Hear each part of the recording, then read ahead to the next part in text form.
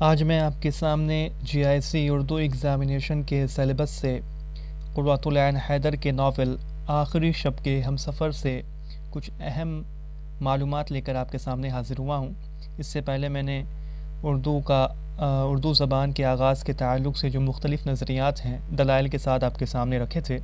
پھر قطب شاہی دور اور عادل شاہی دور کے تعلق سے بھی میں نے آپ کے سامنے ویڈیوز رکھی ہیں۔ آج میں آخری شب کے ہمسفر سے کے تعلق سے بات رکھوں گا، کیونکہ اس کے علاوہ جو بہت ساری جو ٹاپکس ہیں ان کے اوپر ویڈیو آپ کو ہمارے چینل پر مل جائیں گی۔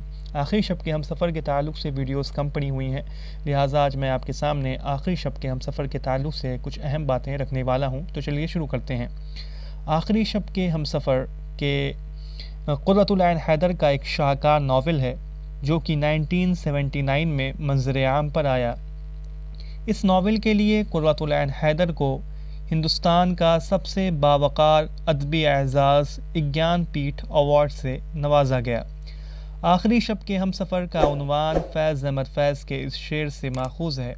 آخری شب کے ہمسفر فیض نہ جانے کیا ہوئے، رہ گئی کس جگہ صبا، صبح کدھر نکل گئی۔ آخری شب کے ہمسفر فیض نہ جانے کیا ہوئے، رہ گئی کس جگہ صبا، صبح کدھر نکل گئی۔ اس ناول کے جو اہم کردار ہیں وہ بھی میں آپ کے سامنے رکھ دیتا ہوں۔ دیپالی سرکار، ریحان الدین، روزی، یاسمین، ناصرہ اور اما رائے وغیرہ۔ یہ ناول پہلی مرتبہ رسالہ گفتگو میں شائع ہوا ہے۔ تو یہ تمام پوائنٹس جو تھے اہم میں نے آپ کے سامنے رکھے ہیں۔ اس ناول کے تعلق سے کچھ اہم باتیں بھی میں آپ کے سامنے رکھ دیتا ہوں کہ یہ ناول قرۃ العین حیدر نے بنگال کی دہشت پسند تنظیم اور انقلابی تحریکوں کے تناظر میں لکھا ہے۔ یہ ناول آزادی سے پہلے سے لے کر بنگلہ دیش کے قیام تک کا احاطہ کرتا ہے۔ اس ناول کے کردار کے ذریعے قرۃ العین حیدر نے اس دور کے المیہ پر روشنی ڈالی ہے کہ کیسے باغی اور انقلابی جذبات رکھنے والے لوگ وقت کے بازار میں بک جاتے ہیں اور حالات پر سمجھوتا کر لینے میں ہی اپنی عافیت سمجھتے ہیں۔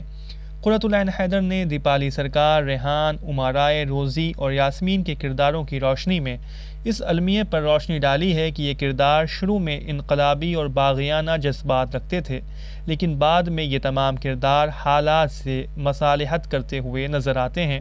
لیکن ناول کے آخر میں ناصرہ بغاوت کی علامت بن کر ظاہر ہوتی ہے۔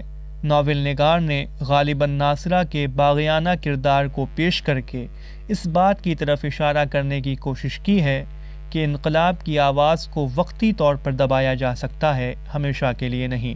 تو یہ میں نے آپ کے سامنے قرۃ العین حیدر کے ناول آخری شب کے ہمسفر کے تعلق سے کچھ اہم معلومات فراہم کر دی ہیں۔